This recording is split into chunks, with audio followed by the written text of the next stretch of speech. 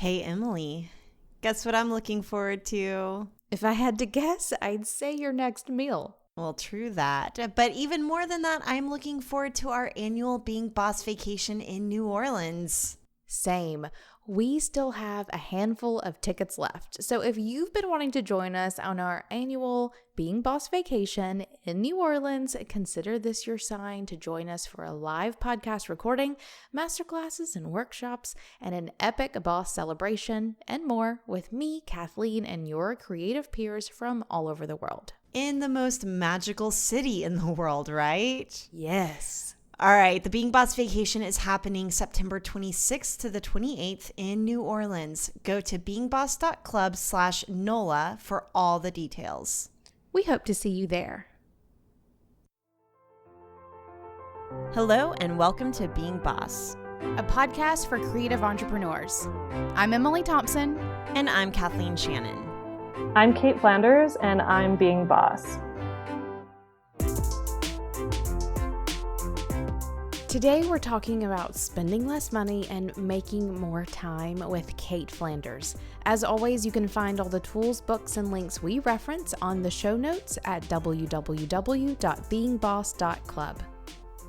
Hey there, bosses. We know you're getting a lot of stuff done. You're checking off those to-dos and wearing a lot of hats in your creative business. But just because you can do it all doesn't mean you should. Take accounting. You know it's an essential part of your business, but becoming a self-taught accountant is only going to distract you from what you really want to be doing all day. FreshBooks Cloud Accounting will allow you to save your time and energy on administrative tasks by making keeping track of your books ridiculously easy. FreshBooks keeps your money organized with easy-to-use features like invoicing, time tracking, creating estimates, tracking expenses, late payment reminders, project collaboration, online payments, and so much more. So whether your creative career is still a side hustle or you're fully supporting yourself with your entrepreneurial endeavors, FreshBooks makes being boss a whole lot easier. Get a free 30-day trial of FreshBooks right now. Go to freshbooks.com/beingboss and enter Being Boss in the How Did You Hear About Us section. Hi, Cait. Hi. We're so excited to have you on the show. Oh my gosh, this is like a dream and also just really exciting. So thank you so much for having me. So you wrote a book called The Year of Less. I devoured it in an entire weekend. It was like one of those snowy, cold weekends, and I have this teeny tiny little reading nook. I had like a hot mug of tea, and I just plowed through your book. It was so good. That's so sweet. And also it's something I keep hearing. Everyone's like, it's so funny because the book is about being a more mindful consumer, and I just binged it.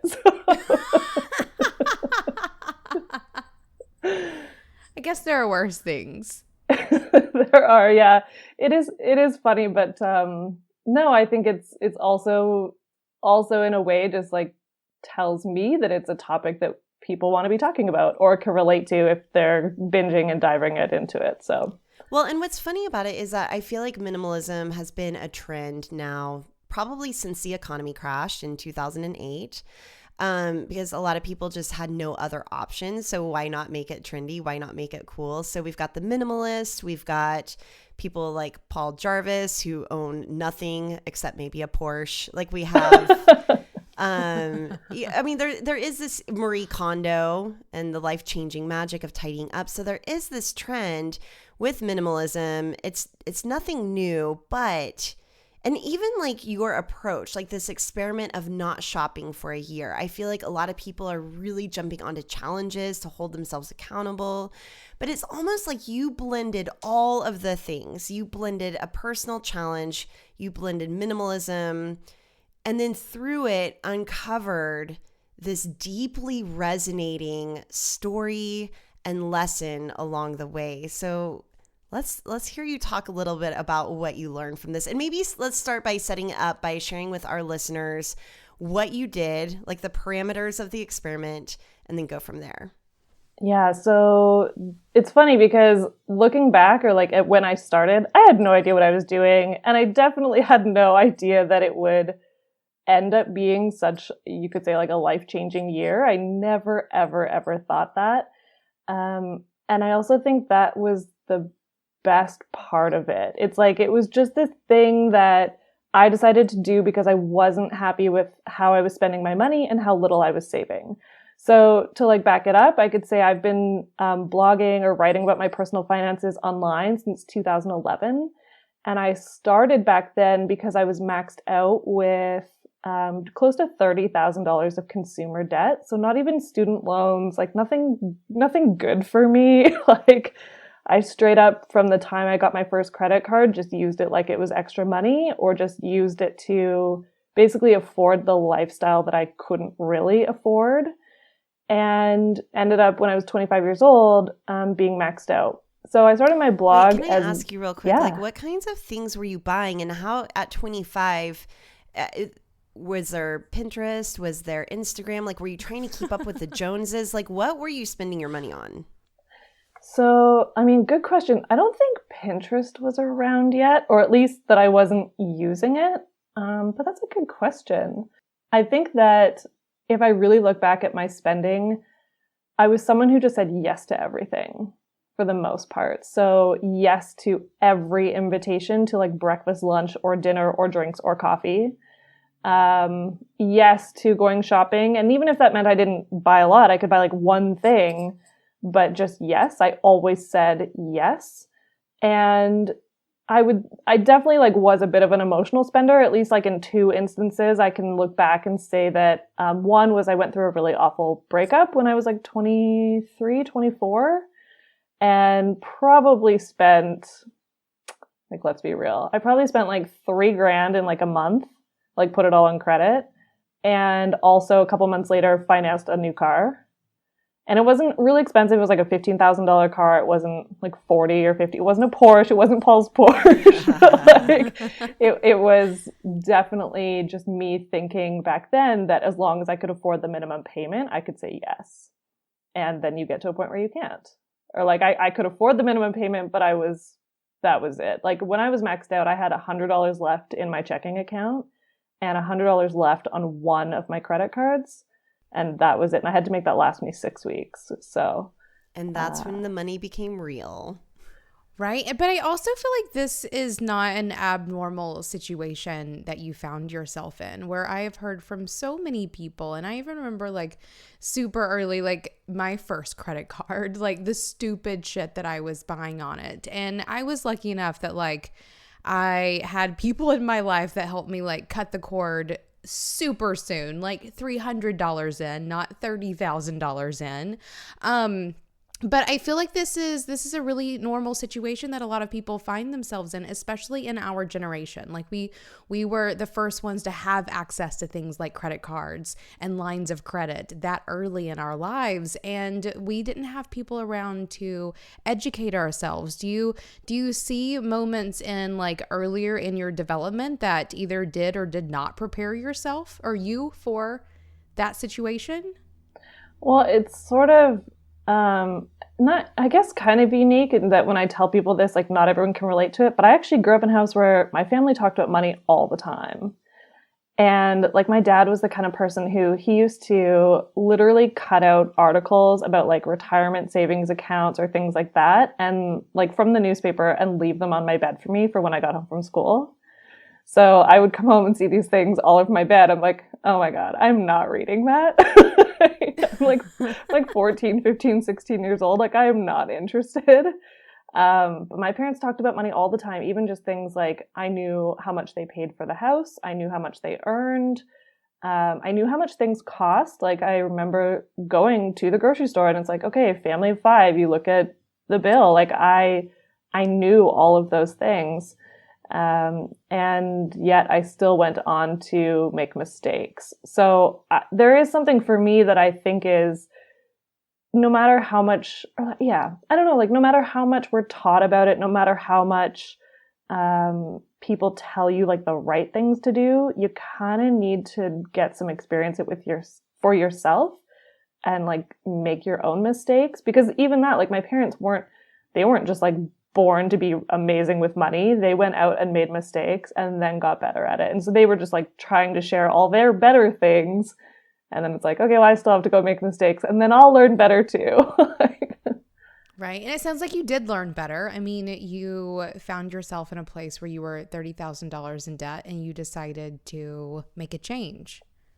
Yeah, so I started my blog back then, like in 2011, and it was totally anonymous. I didn't want anyone in my real life to know how much debt I had, so I didn't tell my family. I didn't tell most of my friends. Like I told my best friend Emma, and that was basically it.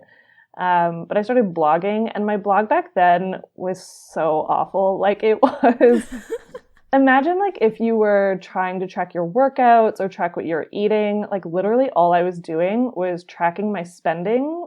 And so it would be like Monday, I spent $2.91 at Starbucks. I feel Tuesday, like this would be my favorite blog to read ever. well, they still exist. Like people still do it. I love that. I love just like the, nitty gritty details. Like, let's get real here. Okay. And so then what did that do for you? Did the blog get you out of debt? Like what happened next?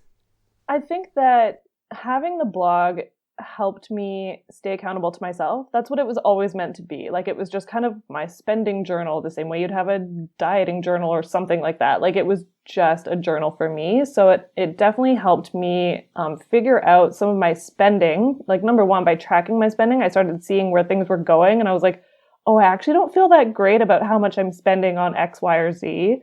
So I just started naturally cutting back. I also started getting some readers, and then I had people to stay accountable to.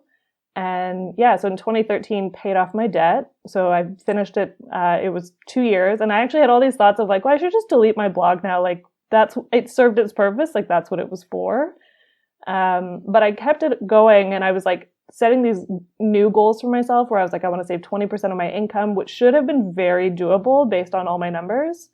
But instead, every single month that I was debt free for the first year, I found I was like basically spending all my money. So I didn't go back into debt, but I was like lucky if I was saving 5%. And I would just like be writing these blog posts being like, hey guys, so here's all the reasons I'm going to justify to you why it's okay that I spent 95% of my income, but it never felt good in real life and it never felt good writing those posts. So one of the things that I loved about your book too is that you were getting out of debt, and it's not like you all of a sudden landed a 6-figure job. It was all very modest, right? And so I would love to hear kind of your take on that, like how you don't have to have a windfall or be loaded or even just make more money. Because for me, even as a creative entrepreneur with the unlimited potential to make as much as I want, sometimes I'm like, well, I could just launch a thing and try and have like a $50,000 launch, like if I needed to get out of debt like that. So tell me more about like your circumstance and getting out of debt on a salary that wasn't like crazy. Yeah, I mean, there's two parts to this. Like, so one, I can say I looking back, I think I was pretty extreme about it, like, and just very aggressive. I just remember this feeling of realizing I was maxed out, being like so ashamed and so worried that I had ruined all my chances at having a strong financial future. So, and it just felt so awful, like that weighed on me so heavily. So I became like obsessed with getting down to zero. I wanted it all gone, which I think was a great motivator. But the problem was that I just was really hard on myself that whole time. Like I didn't say a lot of kind things to myself. I was so just like mad and ashamed and felt guilty all the time. So I was like too hard on myself when I paid off my debt. And I actually think that's one of the reasons I went back to spending my money, is because I just didn't really take the time to learn any lessons. But I will say, I mean, I cut back quite drastically. I didn't really travel or like go away for any weekend getaways, like anything like that. Gosh, what else did I do? I started saying no a lot, like instead of saying yes. But I also changed a lot of things, like activities that my friends and I did. So instead of always going out, it became a lot more of like, I'm super lucky to live in like one of the most beautiful parts of the world. Like, why don't we go for a hike or go down to the water or something like that?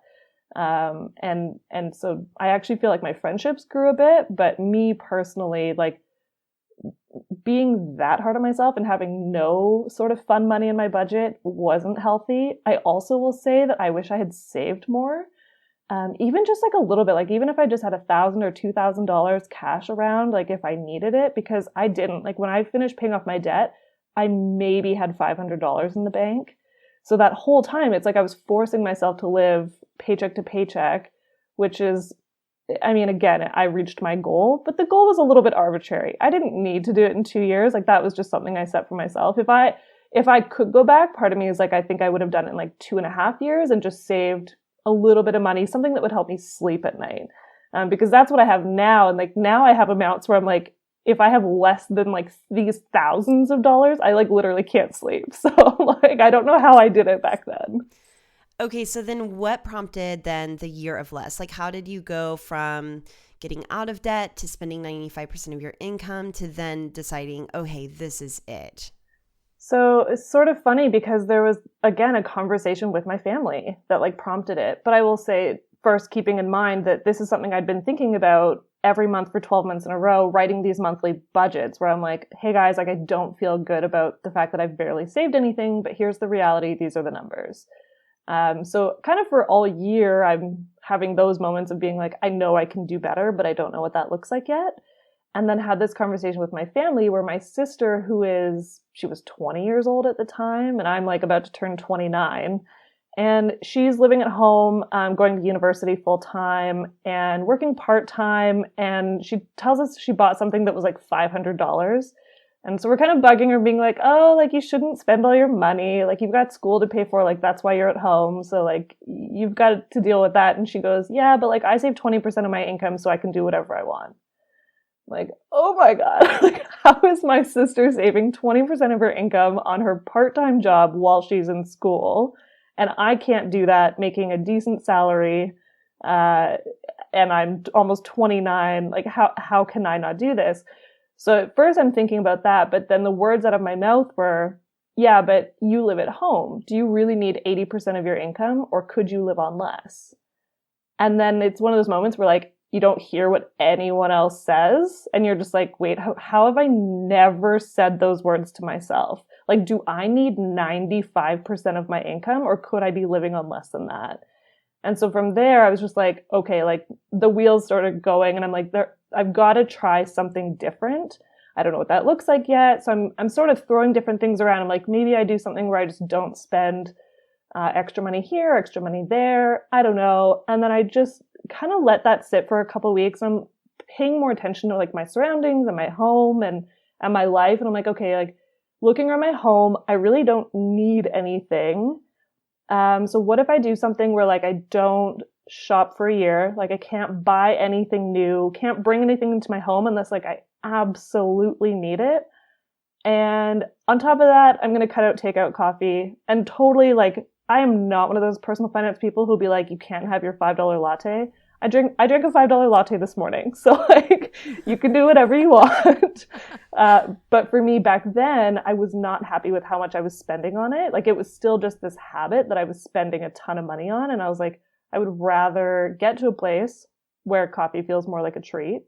And so I will not buy that for a year. And that was sort of it. Now, it's funny because that still sounds really restrictive in some ways. And I got, and still to this day, like get sort of pushback on that of like, oh, it sounds like too harsh, too restrictive. I think there's part of it, like, it's like the word ban.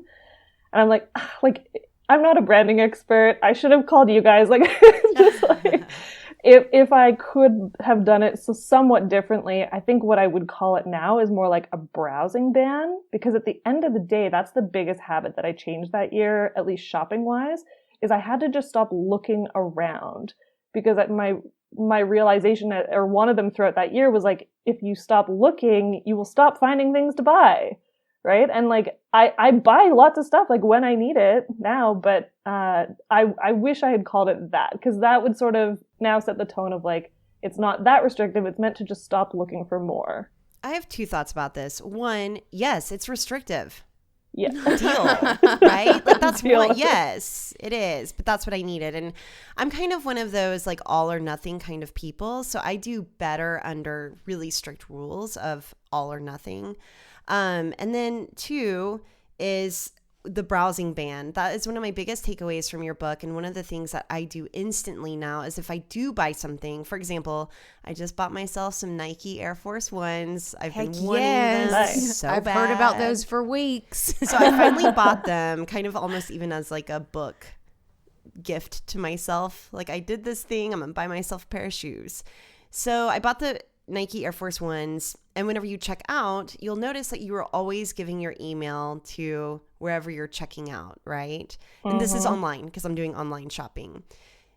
As soon as I get the email to my inbox that like your order has been received, we're shipping it, I hit unsubscribe, because they're going to keep selling you things over and over and over again. So for me, even just unsubscribing, like not even a browse ban, but like unsubscribe. And I also wonder if this is why people are so sensitive to, you know, even advertising and Instagram. And it's hard because even if you're not watching TV or commercials, or you have the things blocked in your browser, or you're unsubscribing, like you're still getting it on Instagram. So I think it is a good muscle to develop. Just keep scrolling right past it. Well, and I think you get it everywhere. And it's only going to get worse. Like, as the world becomes more like techie, like you're going to be walking into stores and having things buzzing in your ears about what it is that you need to be buying because of the last 15 times you've been in the store. Like, we have to start stretching these muscles now because it's not going to get easier. Yeah, no, I think you're right. It's even all kinds of different trends that we are seeing, or like even ones that people, they see, but I don't think they get it yet. Like, Instagram listens to you. If you have, if you give Instagram access to your microphone, it listens to you. So I'll hear from friends, they're like, oh, like Instagram got me. You know, I saw that ad a bunch of times and I eventually bought the thing. And I'm like, it's not that Instagram like got you. It's that they literally have been listening to you and or seeing that you've been interacting with that ad in some way. So you have to just be aware of what is happening. And that it's very much like... This is why I will not have the phone in my bedroom while I'm doing it. Because you don't want to know the stuff you're going to see. Like, that's all I think about with the internet listening to us. I'm like, oh my gosh, the internet is hearing all of my orgasms. All of them. Great. That is amazing. 100,000 of them. I am abundant. Best use Perfect. of that word ever. Perfect.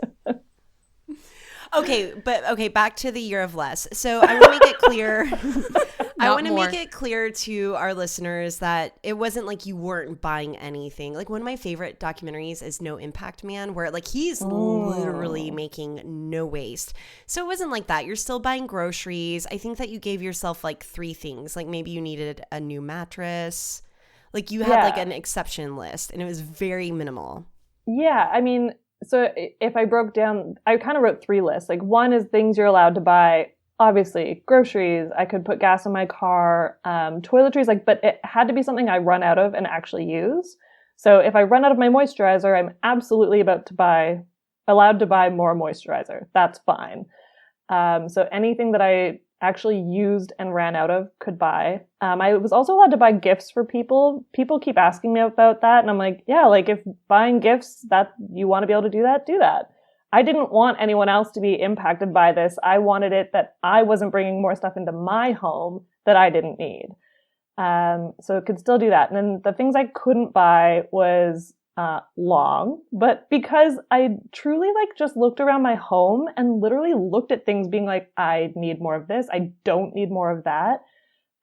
So like things like clothes, shoes, accessories, books, magazines, electronics.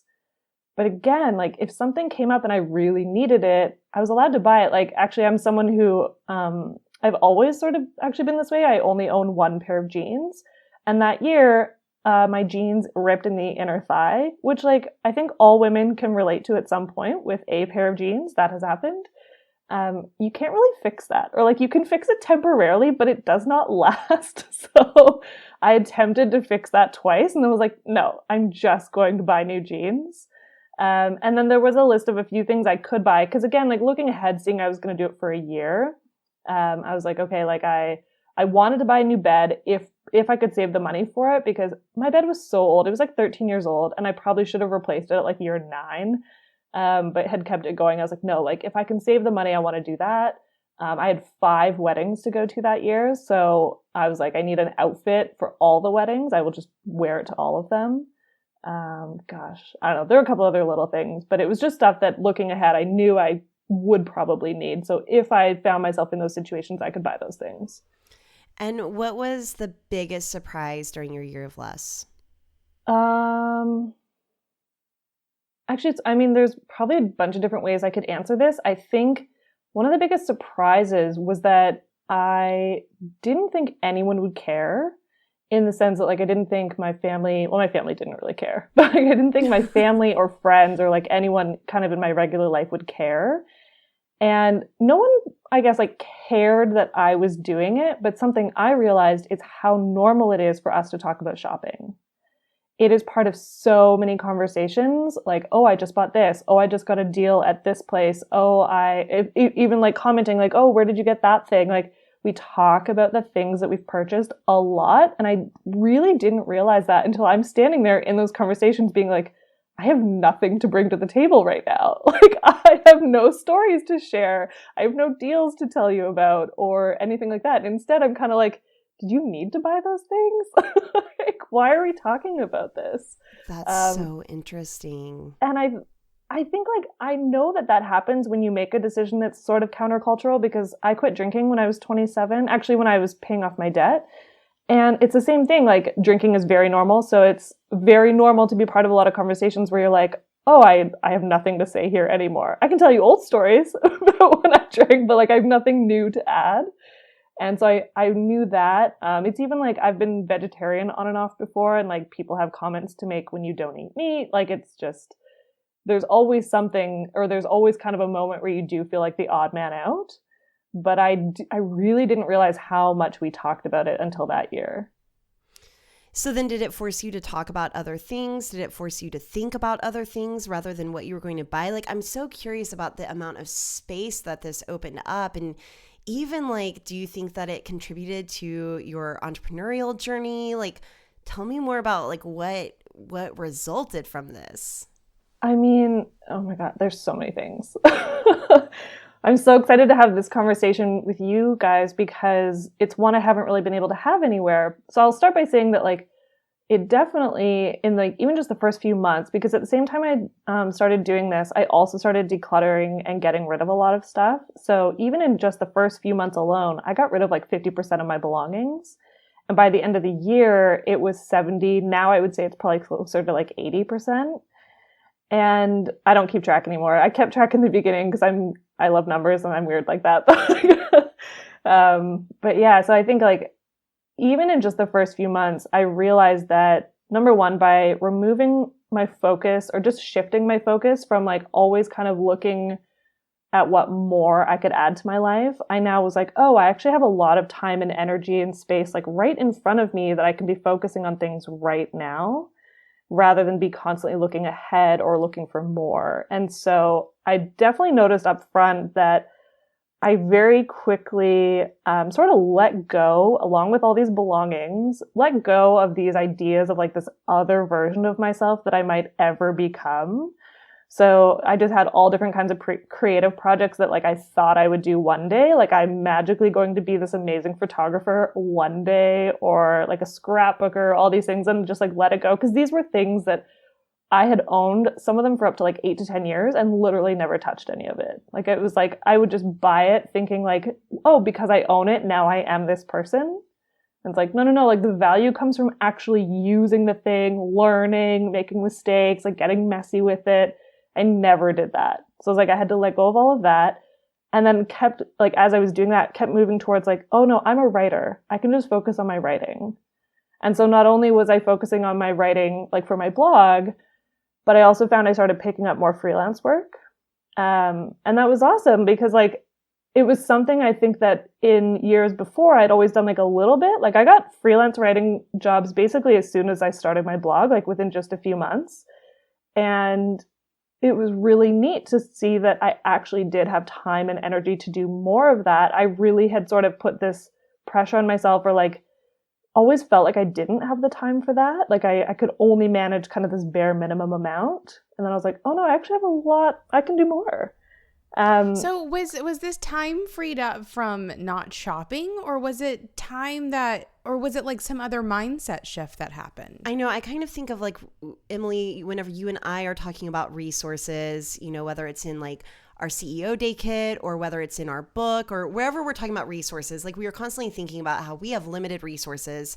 And for us, it always comes down to time, money, and energy. Mm-hmm. And I think that those three things are intricately like woven together in ways that we don't even know or understand. And I feel like because you unlocked the money one, maybe it somehow unlocked the other two as well, being energy and time. I agree. I think that I didn't understand it in the moment. And I think only more recently have really started to figure this out. So like, let me see if I can explain it even.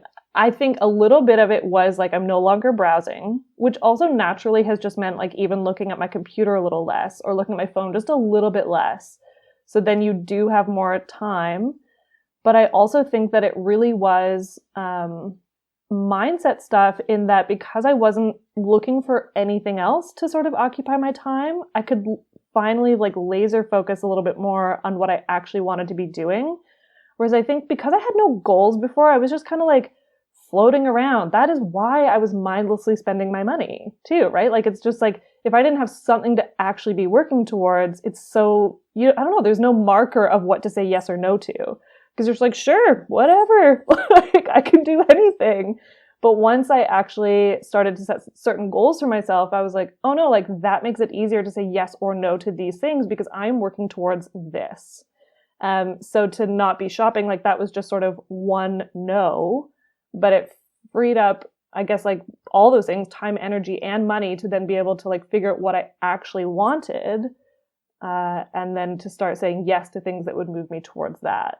So it was just so interesting. Like I said in the beginning, I had no idea anything was going to shift really for me. I'm just like, oh, I'm going to get to the end of this year and like save some money and like not buy some stuff and like it'll be great.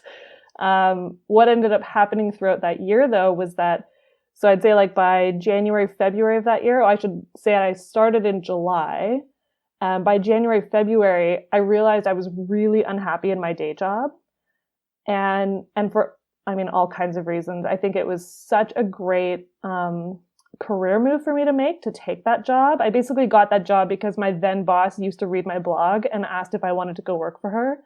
And it was a financial startup, so it was like all kinds of things were perfect about it. And I've like created amazing relationships, like lifelong friendships with people that I worked with there. But I wasn't growing anymore. I wasn't challenged in any way. Writers will get this, like basically everything was for SEO, which like you can only do for so long.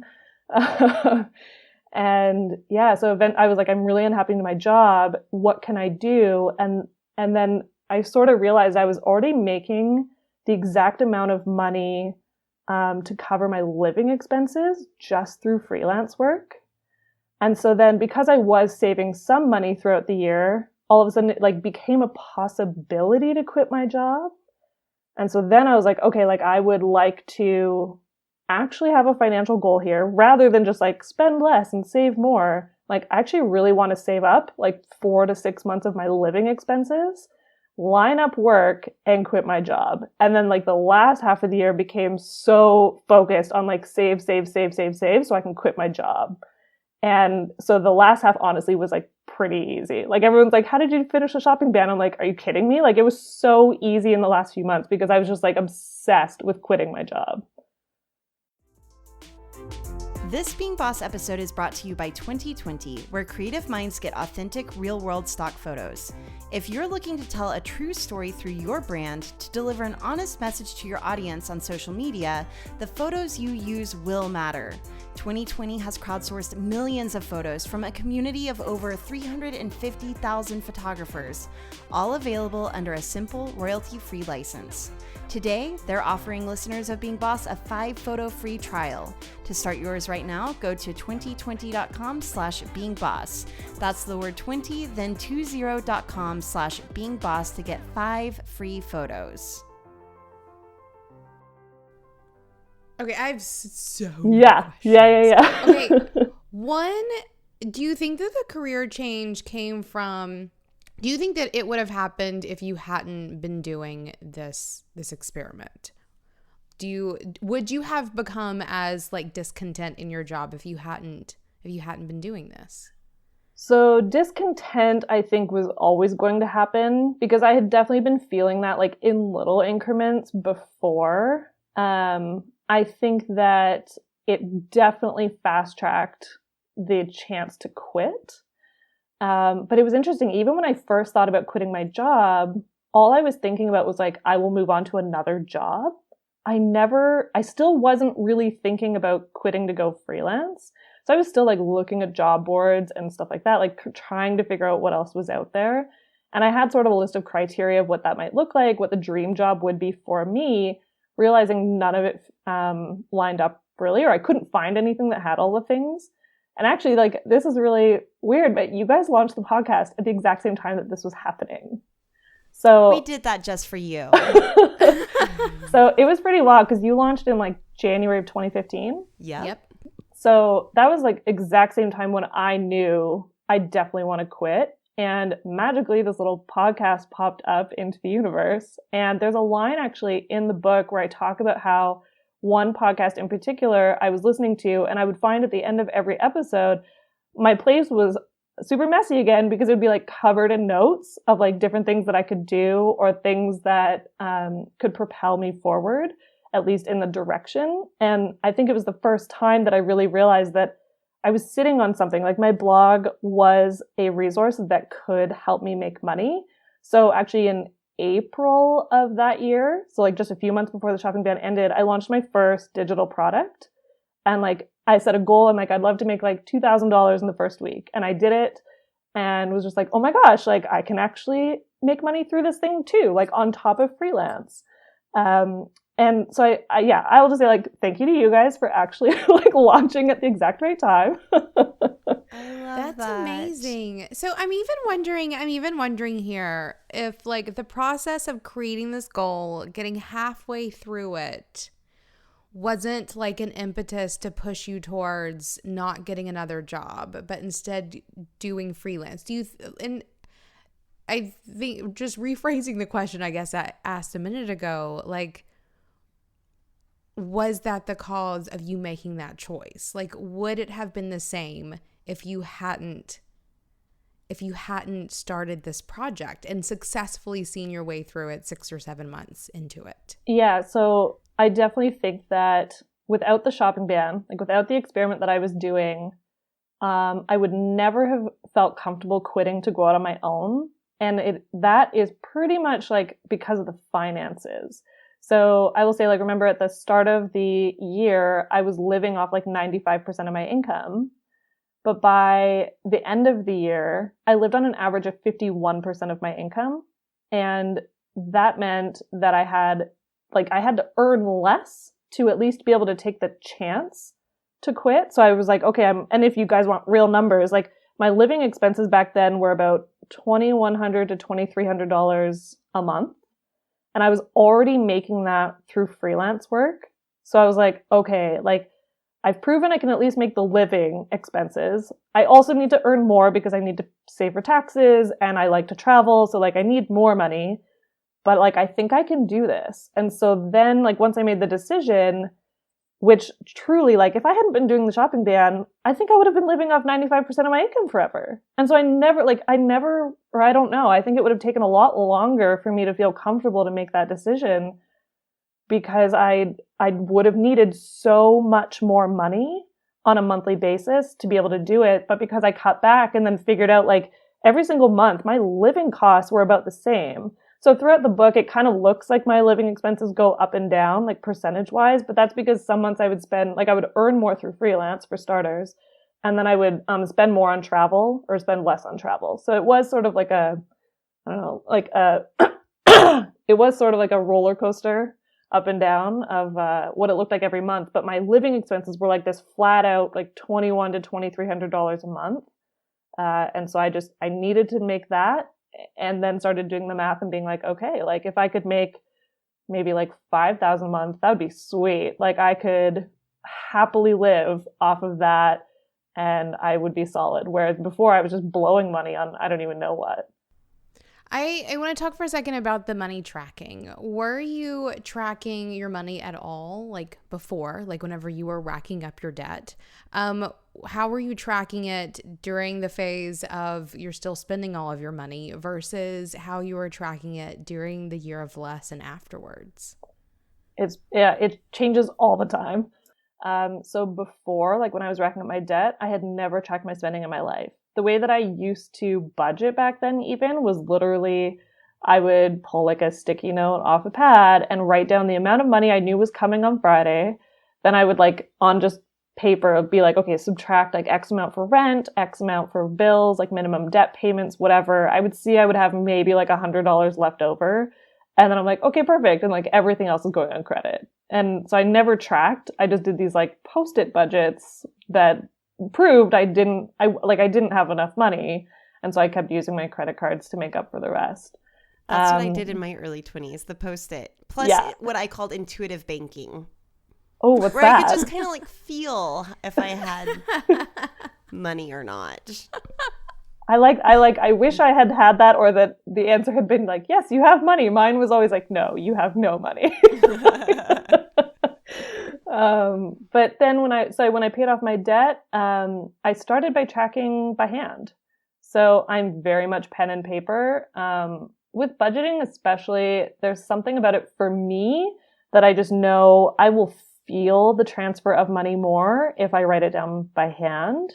So people always ask me like, oh, like what apps do you like? Do you use Mint? Do you use whatever? And I'm like, no, I don't. And I've tried all of them. Like I've tried YNAB. I've tried like everything.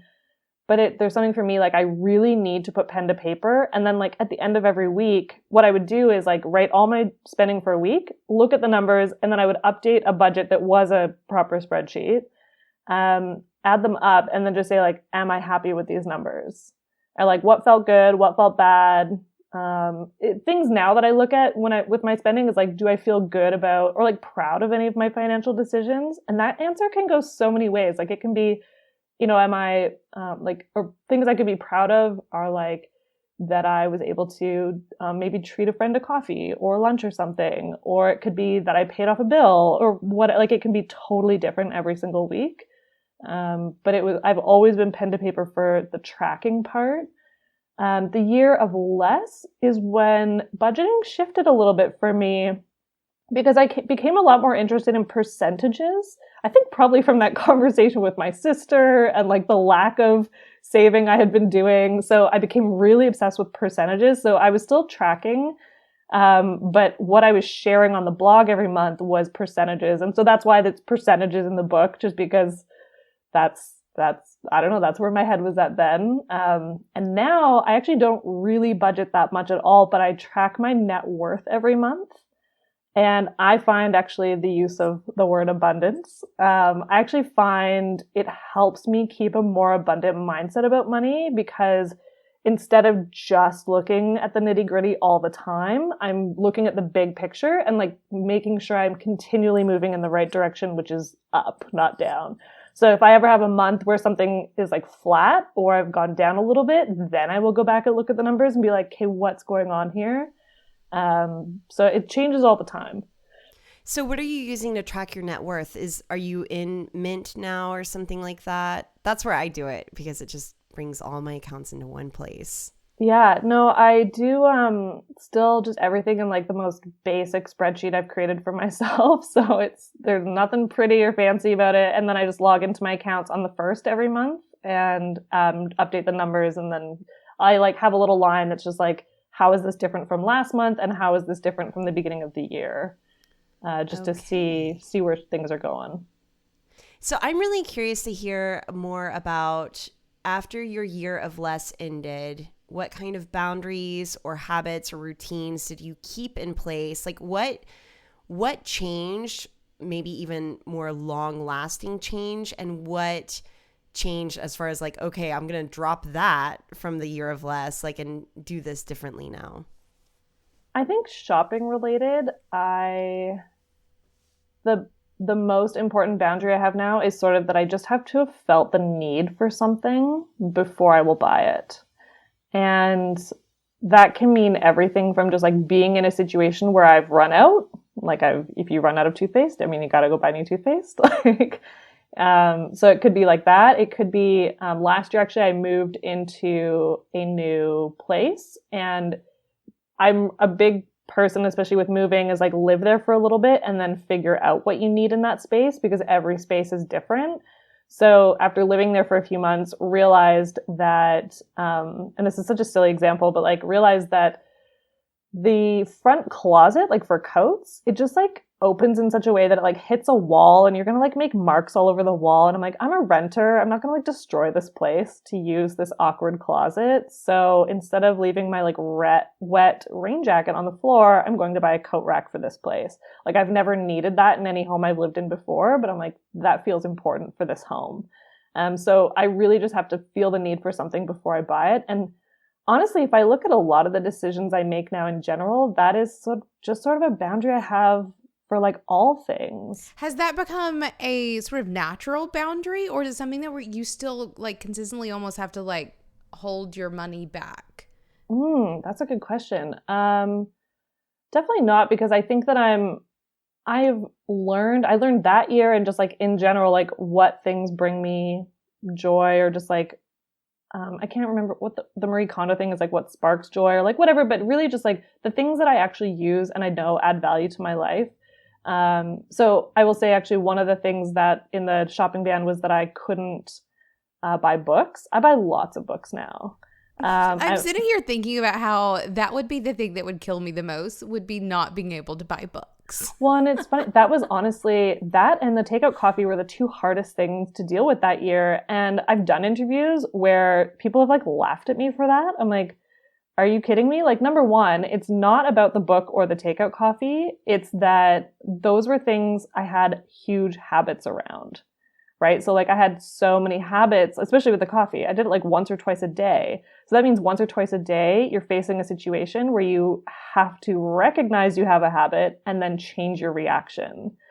And that was really hard. And the books was the same thing. Like I realized that I bought books probably at least weekly, and then I couldn't. So like at least once a week, I was in a situation where I'm like, oh my God, I want to buy that thing.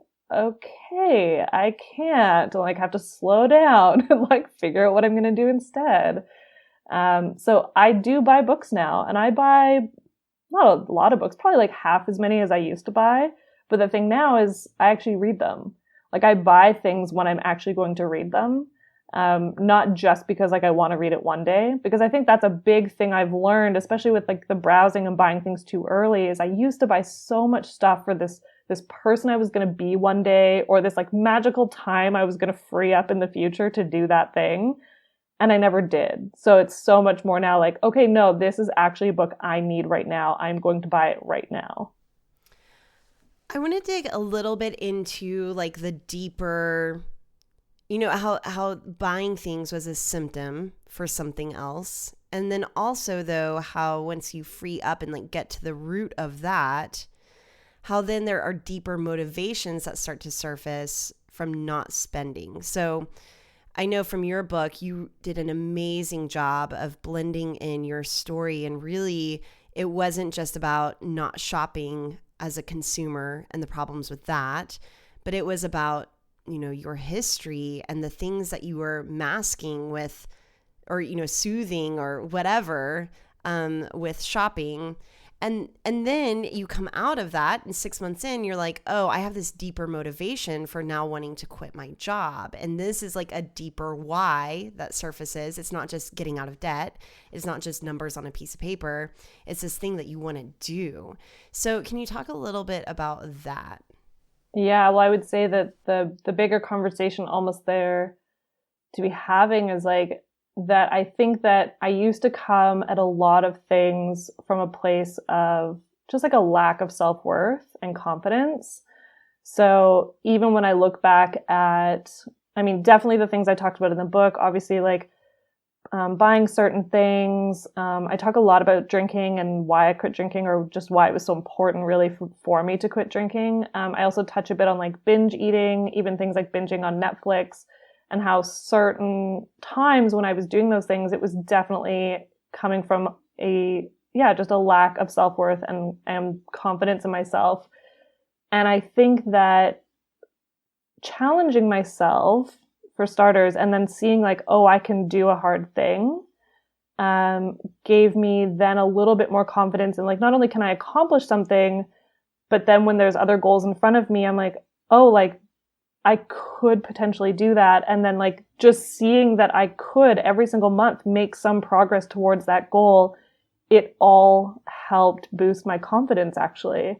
And that is the part that I really never ever thought was going to come from this, right? Like I'm literally thinking it's all going to be about numbers. And I'm like maybe going to get to the end of the year and be like, hey guys, I saved a few $1,000 or something. Like how cool is that?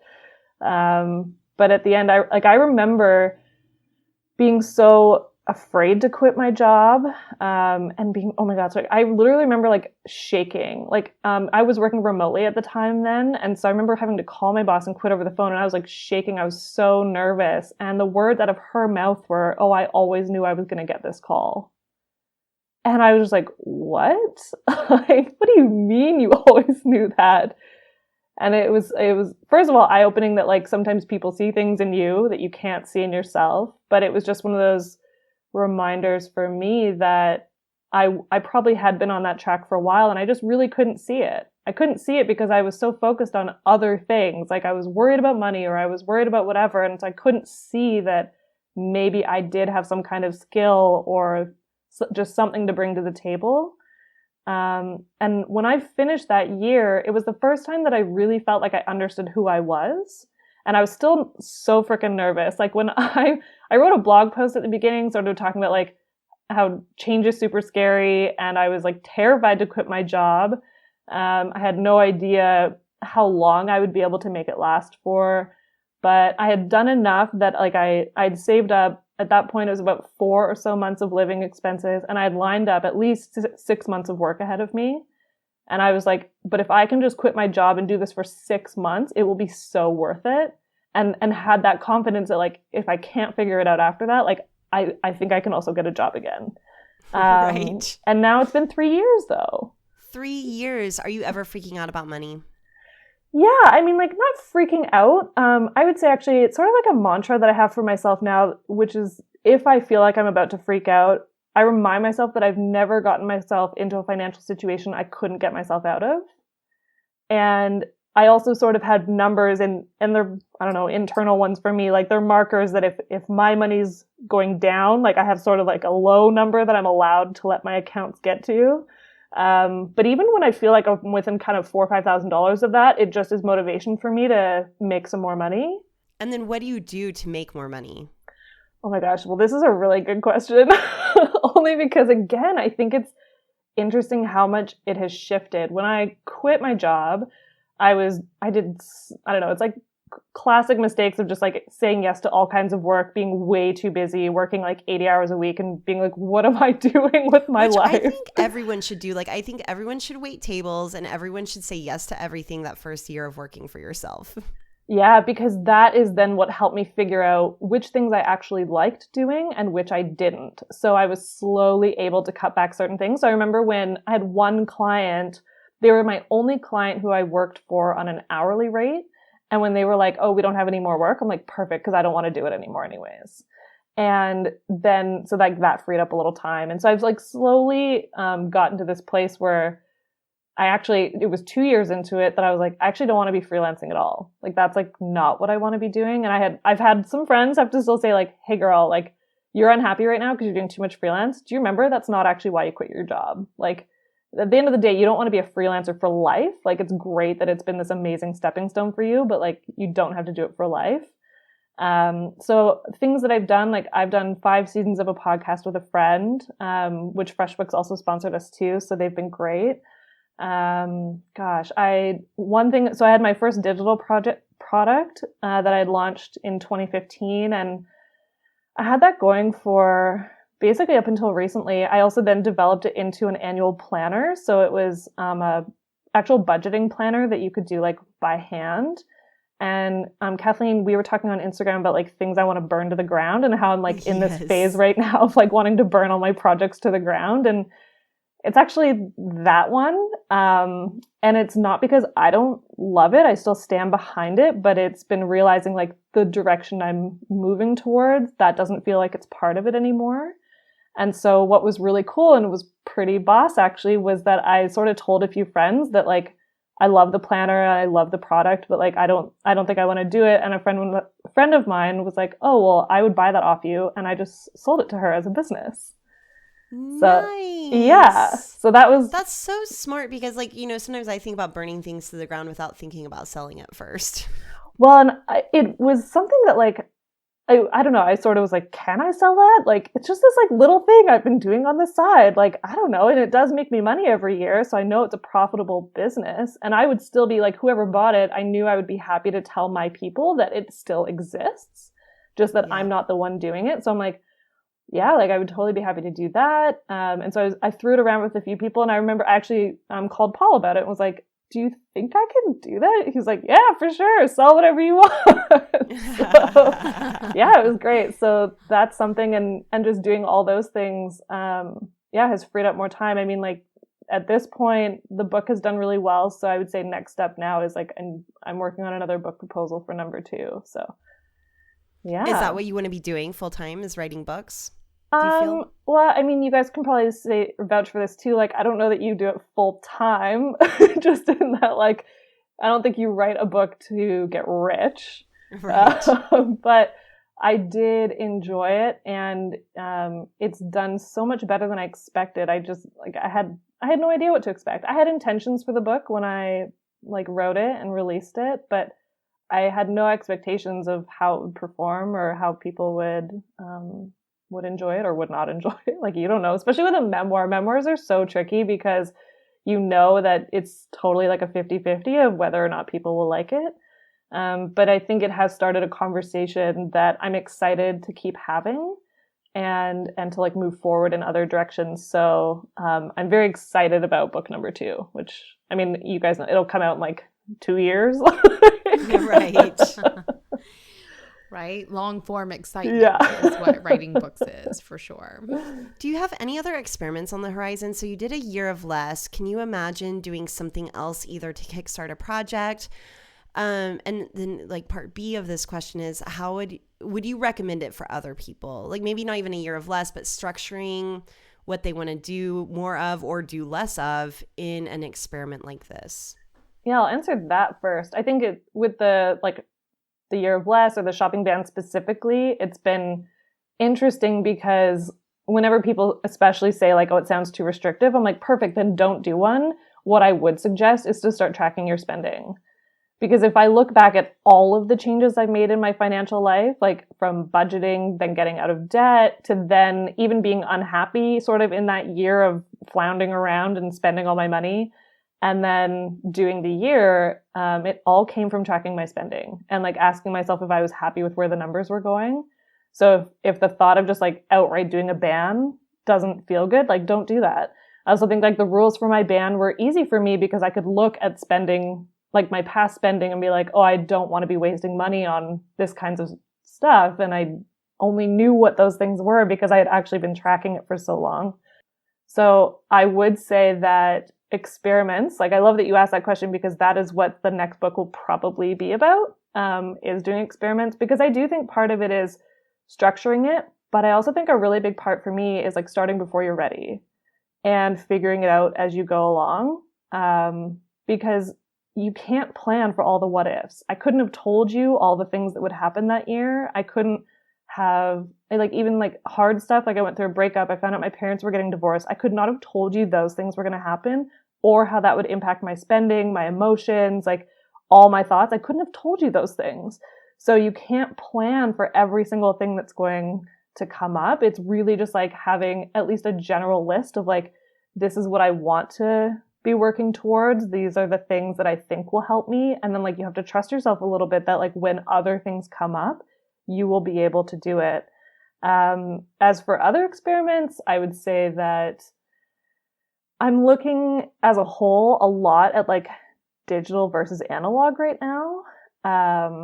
So a big thing for me has been I don't know if I would call it like intermittent fasting of Netflix, but like sort of something like that. Like I've decided like it's not, just because Netflix is only like $9 or $10 a month or whatever, like that's not a good enough reason to keep it all the time. So this year I've been like canceling Netflix for a month, and then like when I feel like I have time or I'm comfortable like having TV days and stuff, I'll get it for a month and then cancel it again. And that has helped me. It was one of my goals for this year was I wanted to read more. And so I've already read, well, by the time we're recording this, like I've already read probably 12 or 13 books at this point this year. And that's a lot for me just based on how much of other stuff I'm typically consuming or doing. So, so I would say that for now. Also toying more with just like less time on my phone, turning my phone onto airplane mode a lot when I'm working. I have like cut out a lot of social media. So like I got rid of Facebook a few years ago, and Twitter is like really on the fence for me right now. I've been sort of like checking in with it like twice a week, like again, just like logging out and not looking at it. So I think there'll be more venture sort of into like whatever the analog world looks like. But it's something along those lines right now. I love all of that. And I've definitely seen lots of really good trends going in that direction too. And it makes me hopeful in some really good ways. Okay, what makes you feel most boss? Oh gosh. I think whenever I have like little moments with free time or something I'm doing with my time that's for me, and I get to just realize like I can only do this, or I do this because I work for myself. Like this is a luxury of working for myself. And so whether it's like I just took a 4-day trip away to the beach with some friends and like I did check my email a couple times, but I didn't do anything. You're just like, that's amazing. And that is why I do this. So where can our listeners find you? And the book, of course. I hang out on my blog, which is caitflanders.com. Cait is spelled Cait. And Flanders, like in Flanders Field. And then I hang out on Instagram a lot. It's kind of the only one I'm still into, despite the fact that it listens to me. So I'm on Instagram at Cait Flanders. Just put it in airplane mode whenever you're getting it on. Number one tip. That's my biggest takeaway from this conversation. I was just going to say, number one tip from this conversation. Love it. Thank you so much for joining us. It was a pleasure to hear about, everything that you've done and how our folks can hopefully take some of this and employ it in their own lives as well. I love it. Thank you so much. And like I said, I've been listening forever. So thank you so much for everything you guys have been doing. And this was just really, really great. Hey bosses, I want to tell you about the CEO Day Kit. The CEO Day Kit is 12 months of focused planning for your business in just one day. So Emily and I have packaged up the exact tools that we've been consistently using for years that have helped us grow from baby bosses to the CEOs of our own businesses. Gain clarity, find focus, get momentum, prioritize your time, make better decisions, and become more self-reliant with the CEO Day Kit. Go to courses.beingboss.club to learn more and see if it's a fit for you and your business. We'd like to give a shout out to our partner, FreshBooks Cloud Accounting. You can try it for free for 30 days, no credit card needed, and cancel anytime. Just go to freshbooks.com/beingboss and enter Being Boss in the How Did You Hear About Us section. Special thanks to our sponsor 2020, who is offering our Being Boss listeners a 5-photo free trial. To start yours right now, go to 2020.com/beingboss. That's the word 20, then 20.com/beingboss to get 5 free photos. Thank you for listening to Being Boss. Find articles, show notes, and downloads at www.beingboss.club. Thank you so much to our team and sponsors who make Being Boss possible. Our sound engineer and web developer, Corey Winter, our editorial director and content manager, Caitlin Brame, our community manager and social media director, Sharon Lukey, and our bean counter, David Austin, with support from Braid Creative and Indie Shopography. Do the work, be boss, and we'll see you next week.